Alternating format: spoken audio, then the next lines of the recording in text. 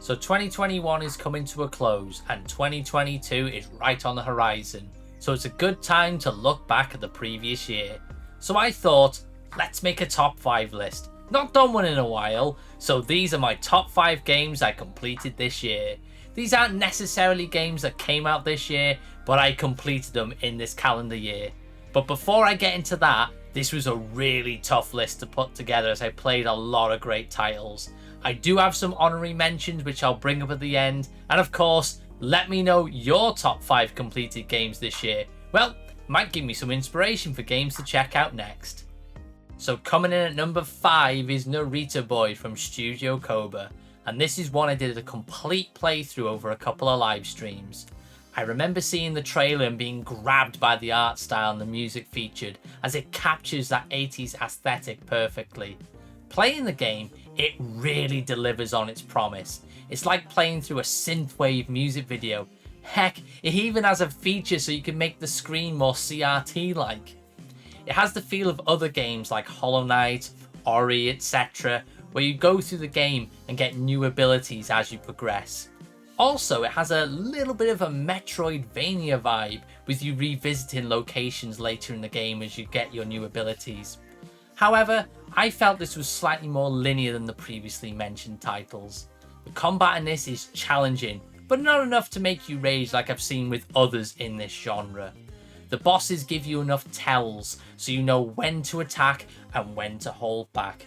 So it's all about timing and learning those patterns. The thing that I really enjoyed about this was the story, as it's fed to you slowly through memories. These are really engaging moments that are accompanied with a wonderful piece of soft synth that I listen to regularly since completing. Narita Boy is available on pretty much all the platforms, and if you're a Game Pass subscriber, you can play it as part of your subscription. Go check this game out, as it's a wonderful experience that comes highly recommended from me. Next up is a wonderful little game called Later Alligator from Small Boo Animation. This is the studio's first game, and I really hope they release more. This is one I completed during a set of live streams. It's a little on the shorter side, but it's crammed to the brim with great things to discover during your playthrough. This harkens back to the point-and-click games that dominated PC gaming in the 90s, filled with humour, wonderful characters, and very interesting locations, really reminiscent of those LucasArts games we all enjoyed back in the day.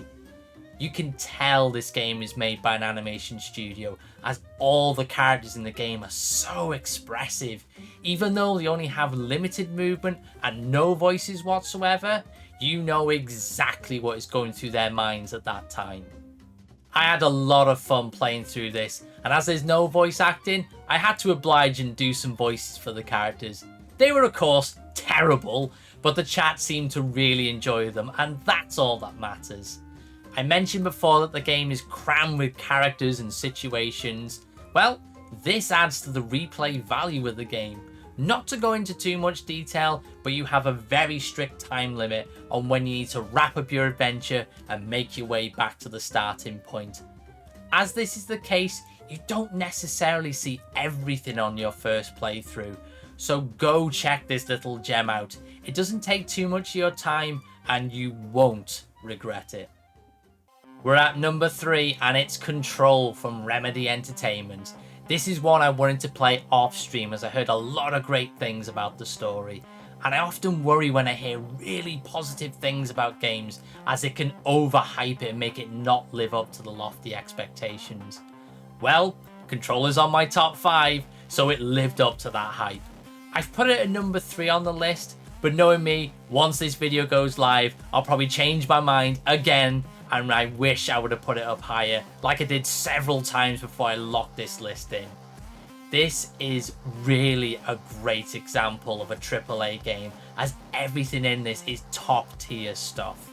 The story is compelling and intriguing that keeps you guessing right to the very end. The acting from everyone involved was incredible, the controls were tight, and it's a good looking game to boot. This is one of those where if you played it on the previous generation's hardware and you got yourself a shiny new console, give it a try on the new console, as you will really notice the difference in performance and visuals. Going back to the story for a moment, this is one of those games where you didn't want to stop playing, as you are constantly learning new information. It also uses a lot of tactics used in TV shows like cliffhangers at the end of sections, so it makes you want to see what happens next. Which makes sense considering the previous title from the studio was Quantum Break, which was their video game / TV show hybrid. Like a previous game in this list, Control is available on Game Pass, so if you're a member, you have no excuse to not check this one out. However, I guarantee you won't want to stop once you start playing.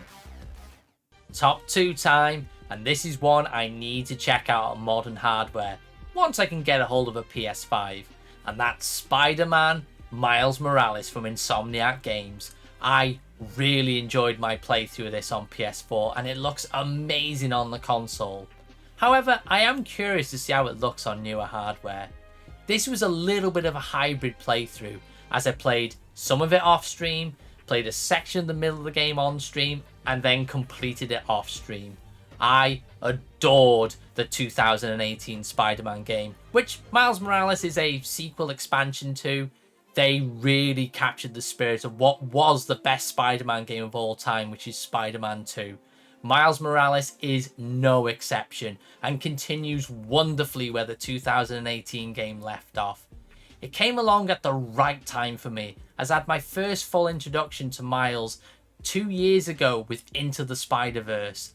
Then this just expanded my love of the character and made me want to start reading the comics featuring Miles. Also, you can play the game with the Into the Spider-Verse model, complete with jerky motion like in the movie. Like Control, this is a great example of a AAA game with everything involved being top tier. Everyone has mentioned it, but I'm going to mention it again. The swinging in this game, it's perfect, it's so intuitive. If you played Spider-Man 2 back in the day, you'll feel right at home here. Story-wise, I'm probably going to get some flack for saying this, but I feel this is more memorable than a lot of the MCU movies. This game is a little bit smaller in scope when comparing it to the 2018 game, but there's still a lot to do here, and I don't think I've 100%ed the game yet. To be honest, I'll probably play through this and the 2018 game again soon, as we're waiting for the next game in the series, which I cannot wait for, as so far this series has a very high bar.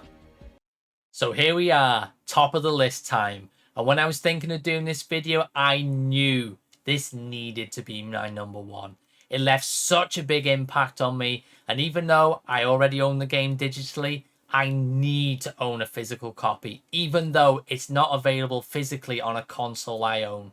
That game is The Pathless from Giant Squid. I remember seeing the game being announced as part of the PS5 showcase back in 2018, and from seeing that, I was desperate to play it. It felt so different to the other games featured, with its simplistic but gorgeous art style and a music score that felt very familiar. It came out 2 years later, and I didn't hear much talk about it, which was very strange to me considering it made the cut to the PS5 showcase. So I checked it out during a series of live streams and I fell in love with it. I am so saddened to see not many outlets singing this game's praises, as for me it has everything I want in a game. Great controls, engaging story, gorgeous art style, and a beautiful soundtrack to boot. So first up, the controls. It has a really interesting movement mechanic where you fire an arrow at diamonds on the screen to build up your speed and momentum. If you get a good combo going, you can traverse the landscape very quickly. You also use your arrows during boss battles, which are incredibly cinematic.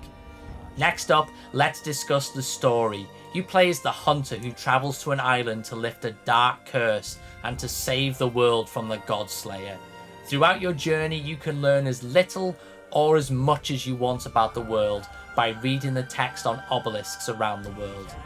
Every time you make progress in the game, you get a little more info about the path ahead, and I was desperate to know more, as it was really hard to stop playing the game at the end of each stream. As I mentioned previously, the art style can be seen as simplistic. However, there is a lot of beauty in this simplicity. The way the colours are used, especially in the moments with the bosses, as they are fiery gods who pierce through the darkness, and this just adds to the threat. Finally, all I have to say about the soundtrack is, it's Austin Wintory. If you don't know who he is, he did the soundtrack for Journey, which is a game I would reference so much on stream while playing the Pathless. I really wish I could do this game justice with this section of the video, but it really is one of those I feel you need to experience to fully appreciate. Ever since I saw the end credits, the game has not left my brain. I would love to see a special edition of the game come out with like a vinyl soundtrack and all other goodies and such. So please, go check out my #1 game of 2021, The Pathless, and let's get more people singing its praises. So there we have it, guys. That's my top 5 games completed in 2021. I did mention at the top of the video that I have some honourable mentions, and I have 3 to bring up. First up is a game I never thought I would enjoy as much as I did, as normally I don't play games like this, and it's The Outer Worlds. I was never a fan of the Fallout series, but I checked it out on Game Pass and I absolutely loved it.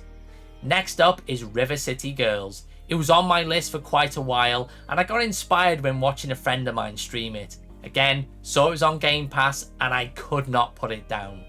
Finally, we have Pumpkin Jack, which I checked out during my Halloween live streams. Such a wonderful game that's great for the Halloween season.